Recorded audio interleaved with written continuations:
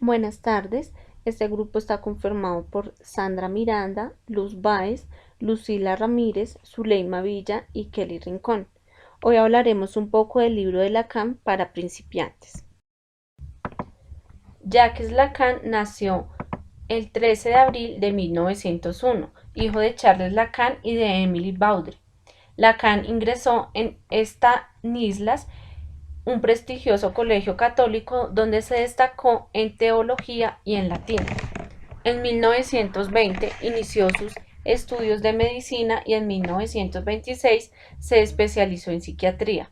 Participó en el mundo de escritores surrealistas donde conoció importantes escritores y artistas. Fue médico personal de Picasso y colaboró con varias publicaciones surrealistas. En 1926 hizo un internado en psiquiatría en el Hospital de Anne, donde se interesó por el estudio de la paranoia, destacado por su concepto de automatismo mental. En 1932 terminó su tesis doctoral sobre la psicosis paranoica en sus relaciones con la personalidad. Incluía un detallado análisis del caso de paranoia femenina de Annie, quien había asesinado a una famosa actriz. Su tesis introdujo en el medio psiquiátrico en el concepto de paranoia de autopunición. Cuando Annie atacó a la actriz, en realidad se estaba atacando a ella misma. Muestra muchos de sus elementos, que más tarde serían temas centrales de sus obras, como el narcisismo, la imagen y el ideal. En 1934 contrajo matrimonio con Mary Blondin, con quien tendría 3 hijos.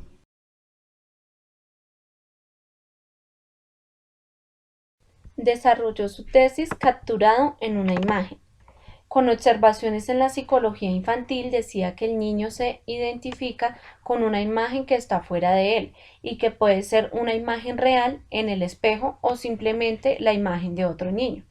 En 1938 se toma esta idea para dar explicación a la conducta del niño cuando pasa por una actitud tiránica. Lacan afirmaba que este conflicto es una identificación con la otra parte. El yo se construye, entonces, a partir de una imagen externa, lo cual implicaba que la identidad no es dada desde afuera. Lo imaginario es cuando el niño se ve a sí mismo y queda cautivado por su reflejo, y el yo se precipita a partir de una identificación imaginaria. Yo y alineación. El yo constituye por una identificación alineante basada en que inicialmente el cuerpo y el sistema nervioso son incompletos. La alucinación negativa.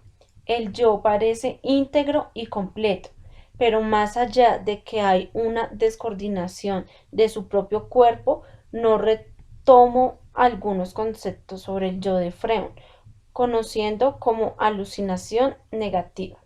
El yo falseador. Como en la tesis del espejo, el yo consiste en mantener una falsa apariencia de coherencia y de comportamiento. En su primera obra del ser humano oscila entre dos polos, la imagen enejante y el cuerpo real del fragmento. La construcción del yo según Lacan. La verdad del yo surge precisamente en la locura donde el mundo parece disolverse y es puesta en tela de juicio. La diferencia ante uno mismo y el otro, el saber humano en su propia esencia paranoide.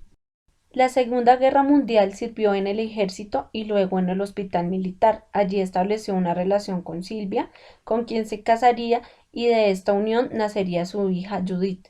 En 1947 manifestó su particular admiración por el desempeño de los ingleses en el conflicto. Decía que trataron de aplicar los temas psicoanalistas para la rehabilitación de todos los inadaptados a la vida militar. Retornó a Freud en 1951. Planteó que el psicoanálisis debe seguir profundizándose y para ello propone las lecturas de Freud. Citó la interpretación de los sueños, la psicopatología, el chiste y su relación con el inconsciente. El síntoma se une a la conversación. Los síntomas y las palabras. La teoría de Freud, donde habla que los síntomas o actos podrían ser palabras atrapadas en el cuerpo. Una neurosis puede organizarse en torno a ciertas palabras y las relaciones que las unen. Las palabras son materia misma de los síntomas, la toma que constituye la vida y el tormento de los seres humanos. Significado y significante. Lacan hace la diferencia entre significado y significante. El significante es una palabra acústica y el significado es un concepto. Esto quiere decir que la palabra nos permite acceder al sentido. Lo simbólico. En los 50 se destacó por sus obras y denotó lo simbólico como poder y principio leal. Afirmaba que el lenguaje está presente desde el momento del nacimiento, aunque en un recién nacido apenas puede captar el mundo lingüístico. Ejemplo, la madre alza al niño para que vea su reflejo y le hace una comparación con la otra persona como su padre. El niño está ligado a su imagen por nombre y palabras. La identidad del niño depende de cómo asuma las palabras de los padres. El ideal del yo y el yo ideal. En 1953, el yo ideal es la imagen que se asume y el ideal del yo es el elemento simbólico que otorga a cada cual su sitio y le indica al punto desde el cual es mirado por los demás. Ejemplo, si conduce muy rápido, quien cree que te está mirando. El inconsciente y el lenguaje. Un síntoma puede ser una palabra atrapada en el cuerpo de los niños. Solo saben sobre sus órganos internos lo que sus padres le dicen, así que el interior del cuerpo está hecho por palabra. Sesión variable. La mayoría de colegas de Lacan duraban 50 minutos en una sesión y Lacan creyó que eso debería tener una duración variable. Con eso, el mismo paciente puede interrumpir la sesión con una palabra o frase importante, evitando tener un lavado de cerebro en el paciente. En 1953 relató una sesión variable con un paciente. La palabra y el lenguaje. En 1953 realiza un discurso La función y el campo del habla y de la lengua del psicoanálisis, dando a conocer la importancia que otorga una palabra emergiendo significados inconscientes. La persona puede ser reconocida encontrando una asociación por medio del habla y así llegar a algún tipo de identidad en orden simbólico. Lo real representa lo excluido de la realidad. Lacan a lo real lo llamó simbólico y lo imaginario, ya que las cosas que nos rodean tienen sentido para nosotros. Neurosis e histeria. Según Lacan, la neurosis es una especie de pregunta entre el sujeto por medio del yo. Un ejemplo claro es el enamoramiento de una hija hacia su padre, puesto que muestra síntomas de ansiedad. Neurosis obsesivo. Son aquellos que pasan la vida sin actuar, no exteriorizan su realidad prefiriendo que otros lo hagan por ellos. Un ejemplo claro es aquellos hombres que arrojan a su amada a los brazos de su mejor amigo. El nombre del padre. El hombre y la mujer se vuelven parte de una cadena simbólica. La paternidad tiene una faceta simbólica, la cual Lacan la llama el nombre del padre. El falo mencionaba que el complejo de Edipo tiene como resultado que el niño ingrese al circuito simbólico y aparte una relación inmediata con la madre. Se encuentran tres elementos presentes: la madre, el hijo, el objeto del deseo de la madre que denominó el falo. Pérdida del lenguaje. Desde la infancia, el objeto de las necesidades es desintegrado por la dimensión del lenguaje. Por lo tanto, el habla introduce una forma particular de pérdida en el mundo. Deseo. El deseo retoma a los que ha sido eclipsado en el nivel de la necesidad, una demanda de amor imposible de satisfacer. El deseo está ligado a ciertas condiciones en la elección de la pareja. Observamos el color del cabello, de los ojos y demás. El objeto es la falta, puesto que la demanda siempre demanda en un objeto. Un ejemplo claro son las anoréxicas, que marcan claramente la tensión entre la demanda y entre el deseo. Distorsión y deseo. El deseo está presente porque un elemento ha sido distorsionado y modificado por otro. El lenguaje permite transmitir esos mensajes, pero también posee de redundancia. El falo faltante. El complejo de Edipo impide al niño equiparse al objeto de la madre. Dicha distancia del niño a la madre posibilita abandonar al universo de ésta y sitúa al falo como algo perdido para siempre, inalcanzable. El complejo de Edipo inicia con el niño, ya que se encuentra a merced de la madre y depende de ella en todos los sentidos, y es incapaz de entender esa conducta. El niño comienza a cuestionarse sobre los movimientos y caprichos de la madre. Siempre hay algo más allá del hijo a lo que se dirige el deseo de la madre, y para Lacan es el falo. El complejo de castración. Si el complejo de Edipo funciona bien, el niño renunciaría a este afán y el falo dependerá no tanto de un objeto imaginario como la significación de lo faltante.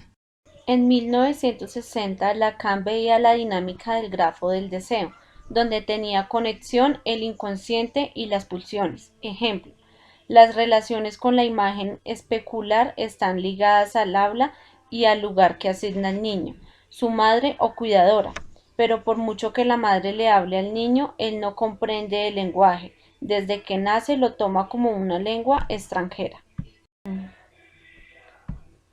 El símbolo A simbolizaba A y decía que eran el conjunto de elementos lingüísticos y su alteridad, ya que poco a poco, a medida que el niño asocia significados emitidos por los adultos, establecía significaciones.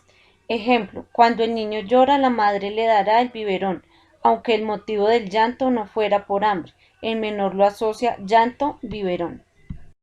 El símbolo A y A atribuía significados misteriosos a las palabras o gestos, además y accionantes de la madre. Todo lo que no entendiese el menor era significante. El símbolo D y SD. Lacan insiste en que la palabra y la conducta del adulto no se reducen por completo a la significación. Aunque no comprendamos algo, siempre está latente en su deseo, lo que no comprendemos del otro. SA, significante de lo imposible. Lacan representaba lo que en definitiva no hay solución para lo que no comprendemos a nivel lingüístico. SA, el vínculo con el fantasma. Es un punto ligado con el fantasma. Era interpretado como el niño asumía la identidad de un objeto, al cual le había dado un cierto valor privilegiado. La regulación del goce. El ser humano nace con el goce en el cuerpo con una excitación excesiva de estímulos, de los que el organismo debe liberarse, de las reglas y demás normas del mundo social. En 1967 introdujo en el psicoanálisis la nueva costumbre llamada el pase. Esta apuntaba a ofrecer un pase allí, donde otros solo encontraban un impasse.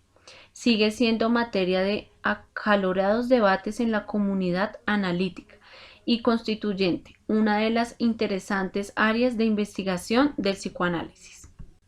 A principios de la década de los 70 se dedicó su atención al papel del goce en la sexualidad humana. Este campo se había analizado a fines de la década de los 50 bajo las herramientas teóricas del deseo y el falo. El goce y el lenguaje hasta este momento había sido analizado individualmente, sin embargo, aducía el lenguaje tiene un aspecto que es asimismo una forma de goce. La topología y los nudos. Se interesó por las matemáticas, lo tomaba como un resultado de concebir el inconsciente, ya que se compone de relaciones entre significantes, debe haberle sido impuesto un orden o estructura, argumentaba. Síntome. Dio un nuevo nombre síntome haciendo un juego de palabras que significaba síntoma, santo y Santo Tomás de Aquino. Retomaba y abordaba las cuestiones psicoanalítica y psiquiátrica de la psicosis. Disolución. En 1980 80, Lacan disolvió la escuela de psicoanálisis. En la actualidad su obra prosigue en el marco de la Asociación Mundial del Psicoanálisis. Muchas gracias.